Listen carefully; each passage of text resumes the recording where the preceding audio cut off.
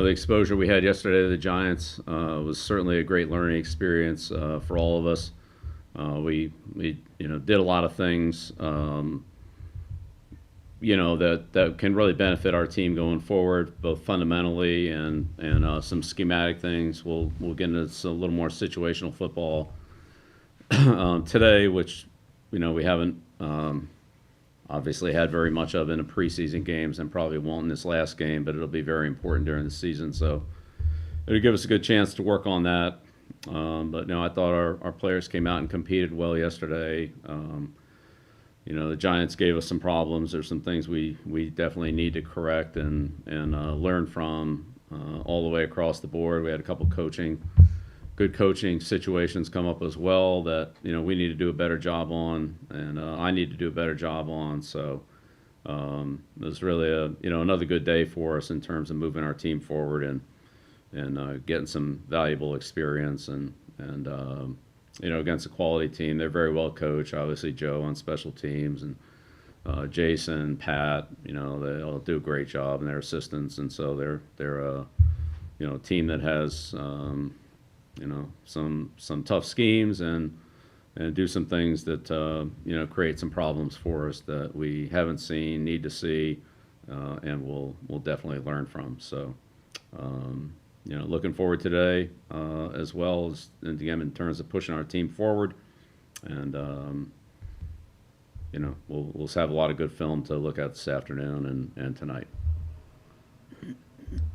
With that, we'll open up for questions. We'll start with Ben Volin, followed by Mike.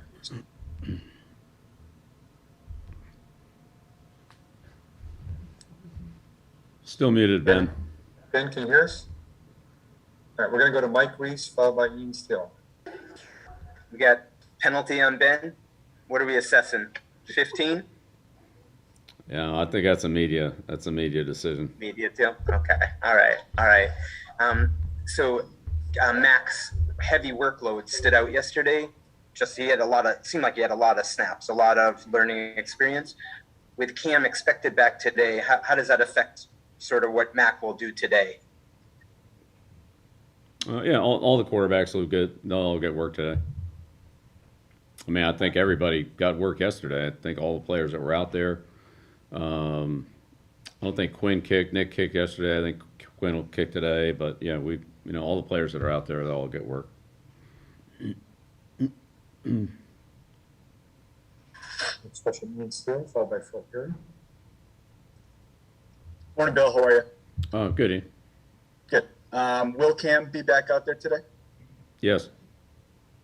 And, with his absence, so to speak, you said it was a good opportunity for Mac Jones. You said it certainly was in the in-person press conference. How did you see him take advantage of the extra role in the extra snaps that he got? Yeah, well, as I just got through saying, I think that all the players and the coaches, for that matter, that participated yesterday learned, had good learning experiences. We did some things well. There's certainly some things that we need to correct, and in a couple of cases just make adjustments too. And so that's part of football too. Like that comes up a lot. So there are a number of things we need to do better. But hopefully we can learn from some of the mistakes that we made yesterday collectively as a team. And we all had some, so that includes everybody, that we can correct those and not repeat them again today and go out and execute things a little bit better.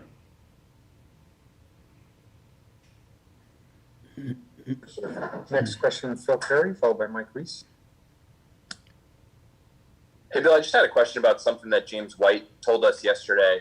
This may sound like a stupid question, but we'll ask it anyway. He said something along the lines of, Mac's done a good job of controlling the huddle. And I just wanted to ask you, what does that mean? And as a coach, how do you gauge that? How important is that to see from players playing that position?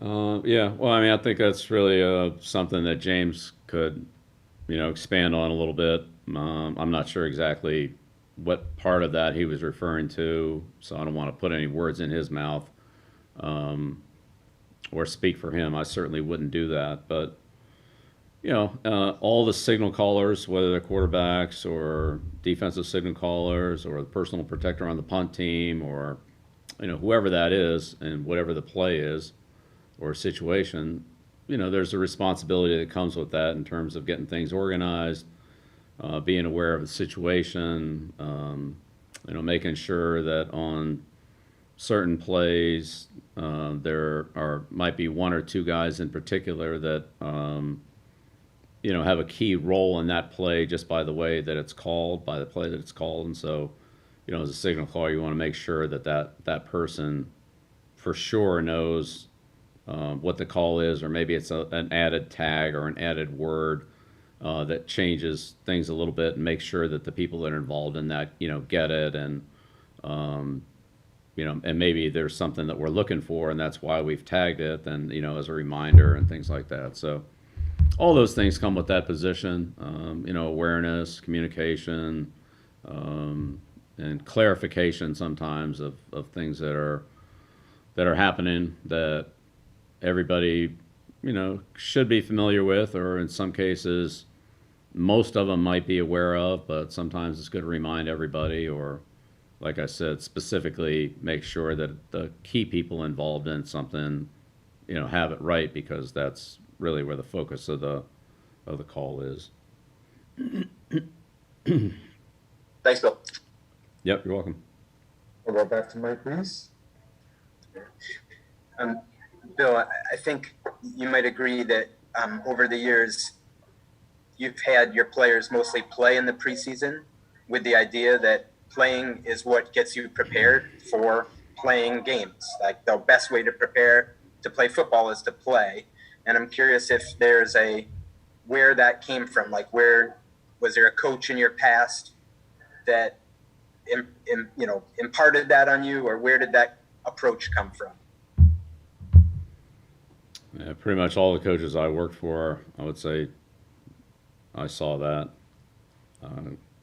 Go back to Marchabroda, Ferzano, Perk, Coach Parcells, and many other coaches that I've talked to. I talked to other coaches about that and just kind of get what their, kind of what their thinking is on things like that in preseason and so forth.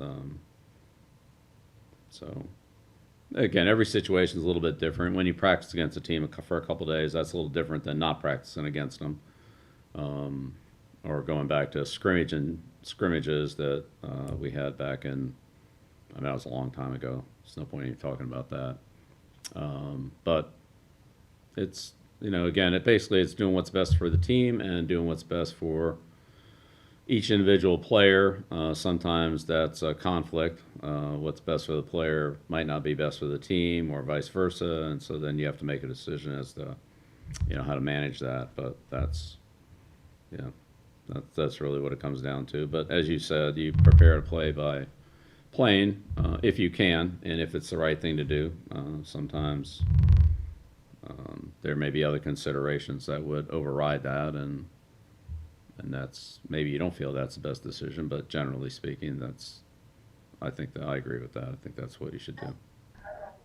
And then I know this isn't directly tied to today with the Giants.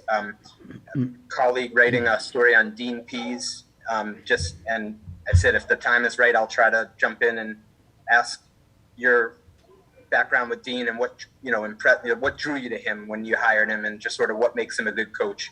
If that was something you'd entertain this morning. Yeah, how about if we deal with that separately, Mike, so we don't tie everybody else on that. And if there's any other questions about our current team, I'll handle that separately with you on the side. We'll go next question, Chris Gasper, followed by Dan Shaughnessy.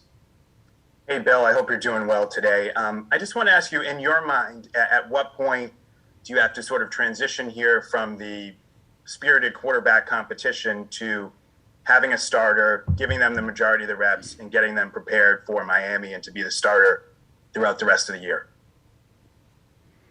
Yeah, I don't have a timetable on that, Chris, so can't tell you. I mean, do you feel like, I know you said you don't have a timetable, but do you feel like that's something that's coming up soon here as we get to the end of training camp. You'll approach that or make that decision at the end of training camp here? Yeah, I'm not sure. Not sure exactly how that'll go.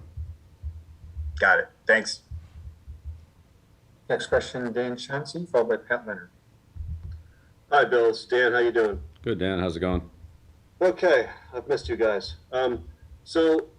If you could just help me clear up, I haven't been obviously with you guys every day, and I'm amazed this is actually working. You can hear me, but little misunderstanding on the Newton thing. I don't quite get.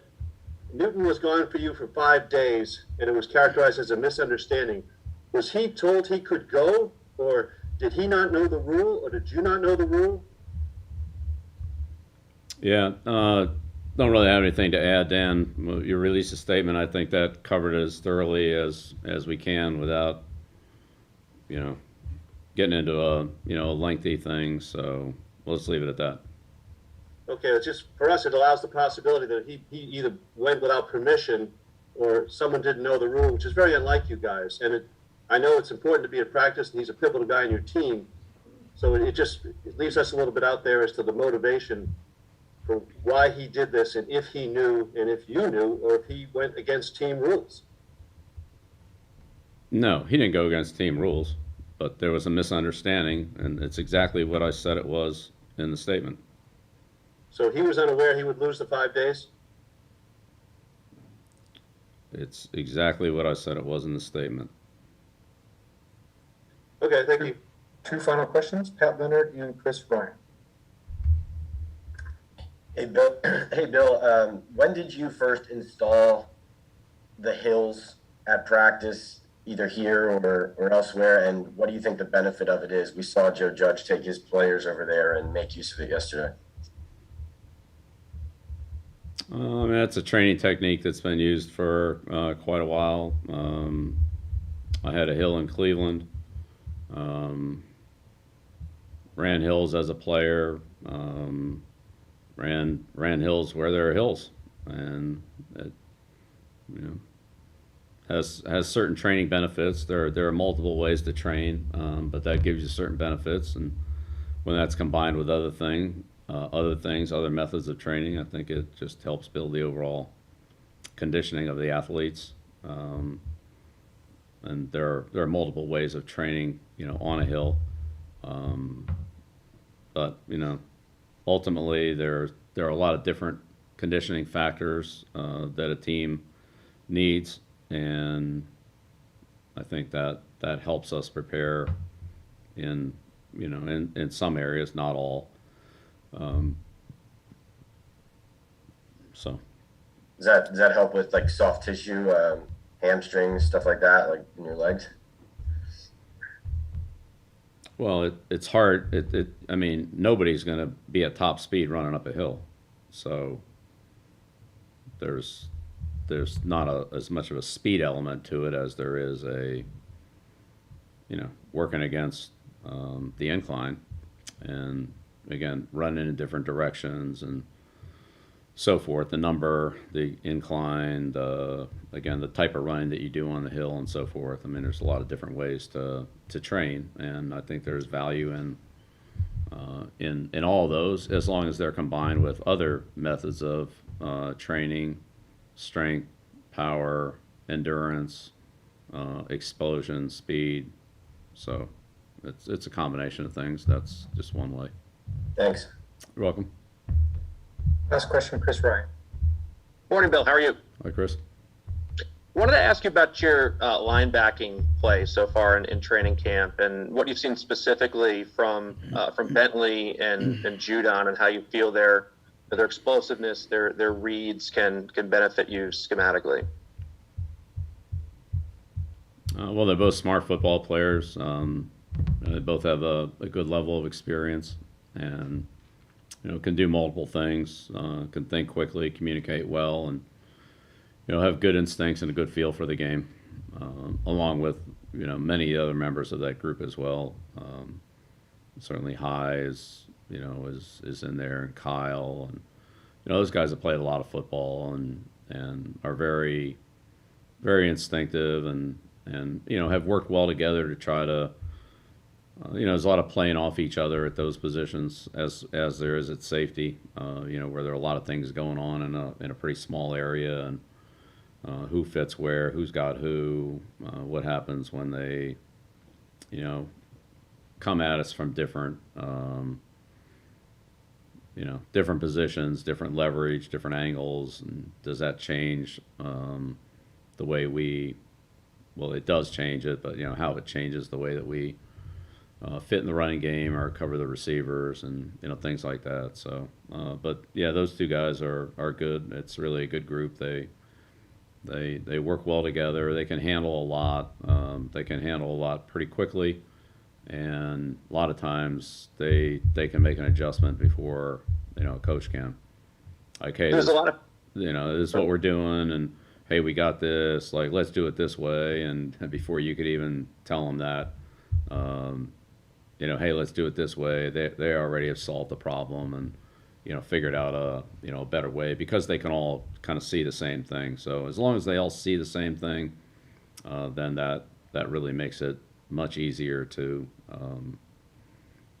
make adjustments and make subtle changes that help us perform better.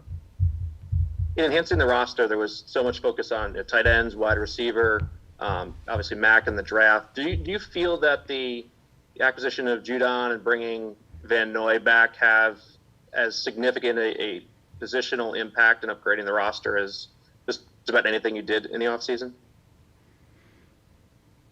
I don't know about ranking everything, but those players are good players. They definitely are helping us. I'm glad we have them. They help our football team in a number of ways, and I'm glad we have them. So Judon's been a pleasure to coach, hardworking guy, really instinctive, as is Kyle. I mean, I have no more background with Kyle, but Kyle's a very instinctive player that can play multiple positions, and he can handle a lot of volume or responsibilities without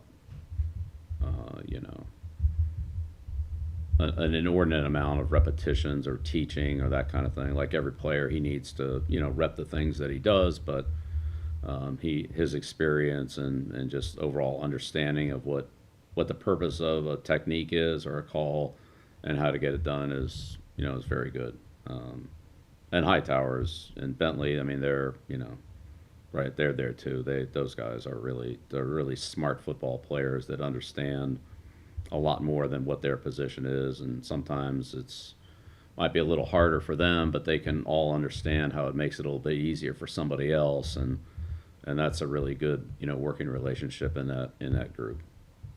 Thanks, Bill. Yep, you're welcome, Chris. Thank you, Coach. Thanks, everyone. Great, thank you. And for the media.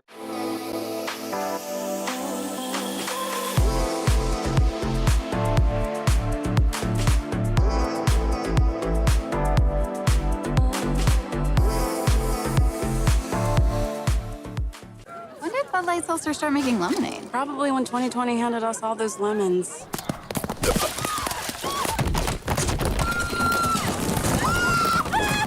New Bud Light Seltzer Lemonade, packed with lemonade flavor after a lemon of a year. Opponents? I've gone up against thousands. And there's an opponent we're all up against, COVID-19. But there's a way to beat it. Get vaccinated. So when it's your turn, roll up your sleeves. And let's get to the finish line together.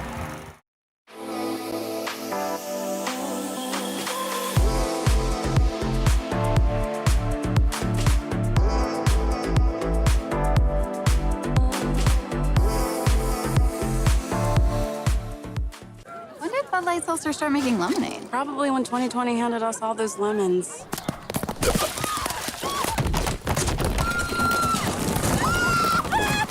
New Bud Light Seltzer Lemonade, packed with lemonade flavor after a lemon of a year.